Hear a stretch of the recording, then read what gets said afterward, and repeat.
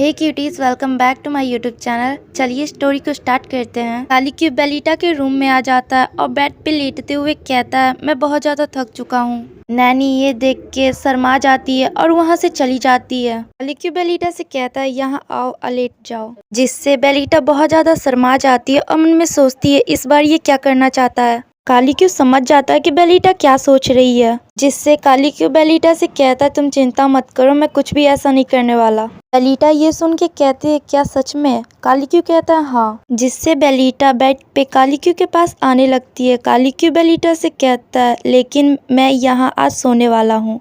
बेलिटा ये सुन के कालीक्यू से दूर भाग जाती है। ये देख के कालीक्यू मुस्कुराता है और कहता है, जाओ उसे लेके आओ। इससे कालीक्यू की तलवार बेलिटा के पास आ जाती है।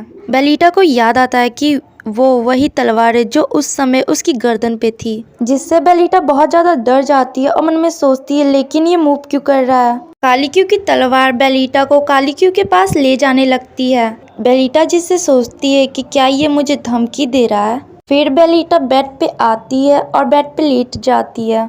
बेलिटा मन में सोचती है, हालांकि हम दोनों साथ हैं, पर हम दोनों क्या कर रहे हैं। कालीक्यू बेलिटा से बोलता है, तुम वहाँ सोओगी तो तुम गिर जाओगी।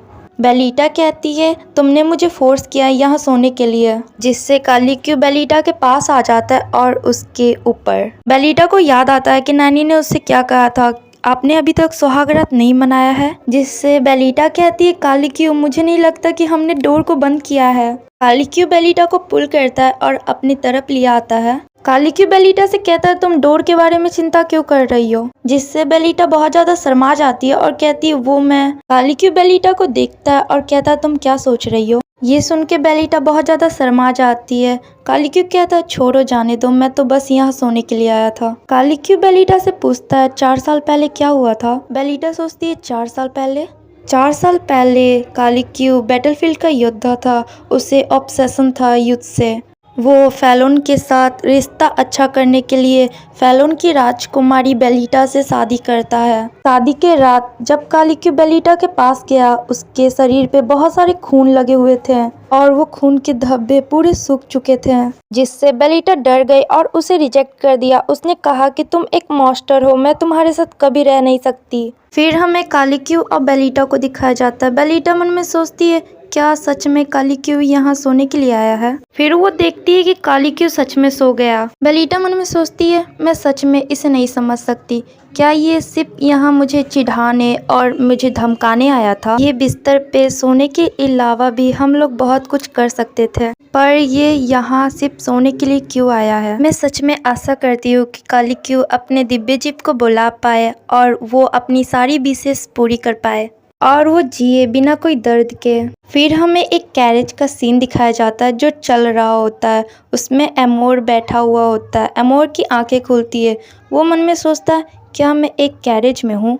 वो कहता है, मैं तो जेल में था, मेरी आंखों पे पट्टी क्यों है, मुझे यहाँ किसने लाया। तभी उसे याद आता है बेलिटा के बारे में। वो कहता है, बेलिटा क्या तुमने मुझे यहाँ लाया। एमोर कहता है, बेलिटा प्लीज मेरे पास आओ। तभी घोड़ा रुकता है। अभी एक व्यक्ति एमोर के आंखों पे जो पट्टी लगी हुई होती है उसे हटाता है और कहता है, एमोर क्या आप मुझे पहचानते हैं। एमोर कहता है, तुम। वो ग्रैंड ड्यूक होता है। ग्रैंड ड्यूक ने ही एमोर को बचाया था। एमोर कहता है, तुमने मुझे जेल से बाहर निकाला, बेलिटा ने नहीं। ग्रैंड ड्यूक उसकी बातें सुन के कहता है, मैंने आपको नहीं बचाया होता तो आप मर जाते। क्या आप इस सारी चीजें के बारे में नहीं सोचते हैं। एमोर कहता है, तुमने मेरी मदद क्यों की, क्या चाहिए तुम्हें। ग्रैंड ड्यूक कहता है, मुझे कुछ नहीं चाहिए, आपके लाइफ बचाने के लिए मुझे कुछ भी नहीं चाहिए, क्योंकि आप मेरे साथ हैं। एमोर उसे अजीब तरीके से देखता है और कहता है, क्या तुम मुझे चाहते हो। ग्रैंड ड्यूक कहता है, मैं आपसे बात करना चाहता हूँ। एमोर कहता है, बात।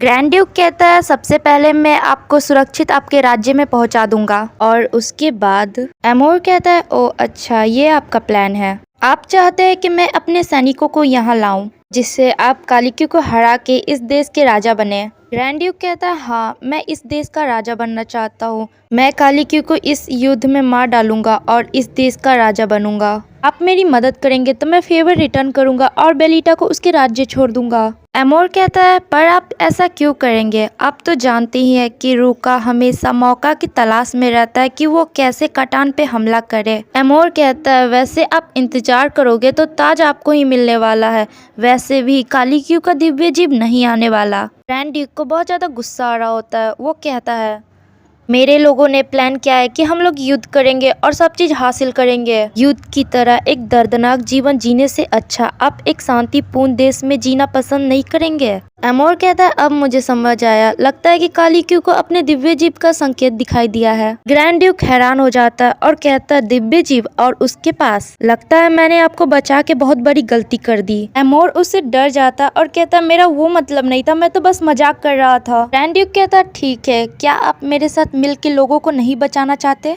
एमोर कहता हाँ मैं आपकी मदद करूंगा, पर आपको मुझसे एक प्रॉमिस करना पड़ेगा। तुम्हें बेलिटा को मुझे देना पड़ेगा। मैं उसे अपनी देश ले जाऊंगा और उसे अपनी रानी बनाऊंगा। ग्रैंड ड्यूक कहता ठीक है, वैसे भी ये मुश्किल नहीं है। और वो मन में कहता है ताज की तुलना में कोई भी चीज महत्वपूर्ण नहीं है। दोनों स्माइल करते सीन शिफ्ट होता है, हमें कालीक्यू को दिखाया जाता है। कालीक्यू अभी नींद से जागा हुआ होता है। वो देखता है, वो मन में कहता है ये तो बेलिटा का रूम है। मैं तो कल रात यहाँ रेस्ट करने के लिए आया था, पर मैं कब सो गया मुझे पता ही नहीं चला। कालीक्यू देखता है कि बेलिटा नींद में बड़बड़ा रही है। वो कह रही है मैडम कर्नल अब बहुत हो चुका, अब मुझे कुछ और नहीं चाहिए। कालीक्यू बेलिटा को देख के कहता है ये तो नींद में बोल रही है, इसके साथ रहना बहुत ज्यादा आरामदायक है। फिर कालीक्यू बेलिटा के बालों को सहलाता है और उसको देखते रह जाता है। फिर कालीक्यू और बेलिटा साथ में ब्रेकफास्ट कर रहे होते हैं। बेलिटा कालीक्यू से पूछती है क्या तुम कल रात बहुत ज्यादा थक गए थे? कालीक्यू कहता है हाँ मैं कल रात बहुत अच्छे से आराम किया, थैंक यू सो मच। बेलिटा सोचती है ये आज चमक रहा है, इसका मतलब इसने कल रात बहुत अच्छे से नींद ली।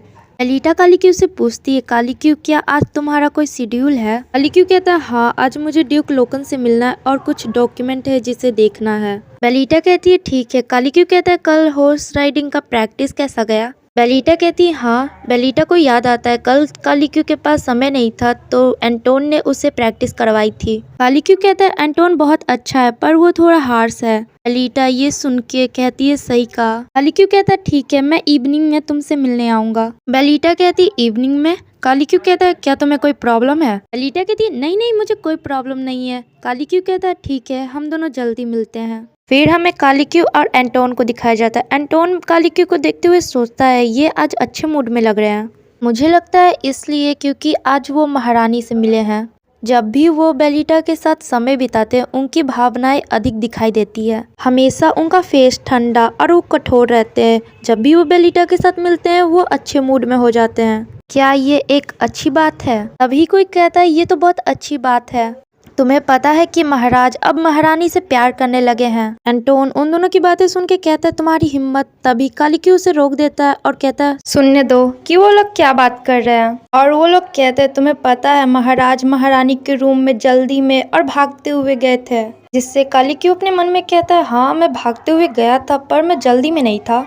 और वो लोग कहते हैं मैंने तो ये भी सुना है कि महाराज इतनी जल्दी में थे कि उन्होंने अपनी बाथरोब को भी ठीक से नहीं किया था। इससे कालीक्यू सोचता है क्योंकि मैं तुरंत नहा के निकला था। और तुम्हें पता है वो सुबह में वापस आए। उन्होंने 4 सालों में ऐसा कभी नहीं किया। क्या उन्होंने अपना सुहागरात मना लिया? जिससे सुन के कालीक्यू पूरा लाल हो जाता है। ये बहुत अच्छी बात है कि वो दोनों अब साथ में हैं। उनमें से एक आदमी बोलता है क्या आपने और कुछ सुना है? तभी कालीक्यू आता है और कहता है महाराज के बारे में गपशप। कालीक्यू कहता है मुझे नहीं पता था कि आप लोग इतनी इंटरेस्ट लेते हो हमारी बातों पे। वो लोग जमीन पे झुक जाते हैं और कहते हैं हमें माफ कर दीजिए योर मैजेस्टी। कालीक्यू कहता है ऊपर देखो। कालीक्यू पूछता है क्या तुम्हें लगता है कि मैं और महारानी हम दोनों करीब आ चुके हैं? वो कहता है हाँ योर मैजेस्टी। एक दिन जब आप दोनों लेक के सामने घूम रहे थे, जब मैंने उनका फेस देखा था, वो एक ऐसी महिला लग रही थी जो प्यार में है। कालीक्यू कहता है क्या वो मुझे इस तरह देख रही थी? वो कहता है सर्वेंट कि हाँ आप भी उन्हें प्यार से देख रहे थे, और वो सर्वेंट कहता है मुझे माफ कर दीजिए योर मैजेस्टी। कालीक्यू कहता है मैं समझ सकता हूँ, तुम्हें मुझसे माफी मांगने की जरूरत नहीं है। सर्वेंट को कुछ समझ नहीं आता। कालीक्यू कहता है आप इस बारे में बात कर रहे थे कि हम दोनों कैसे करीब आ गए, आप इसके बारे में बात करते रहे जिससे सबको पता चले। सर्वेंट हैरान हो जाता है और कहता है क्या, फिर कालीक्यू वहाँ से चला जाता है। तो वीडियो को यहीं ख़त्म करते हैं। वीडियो कैसी लगी प्लीज़ मुझे कमेंट में ज़रूर बताना। तुम्हें तो पता ही है कि मेरा एग्ज़ाम है, इसलिए वीडियो लेट से आ रही है। वैसे कोई ये नई बात नहीं है, मैं हमेशा वीडियो लेट डालती हूँ। प्लीज़ वीडियो को लाइक और चैनल को सब्सक्राइब कर दो, और मुझे कमेंट में बताना कि इसका नेक्स्ट पार्ट कब चाहिए तुम्हें। अपना ध्यान रखना, तब तक लिए बाय बाय।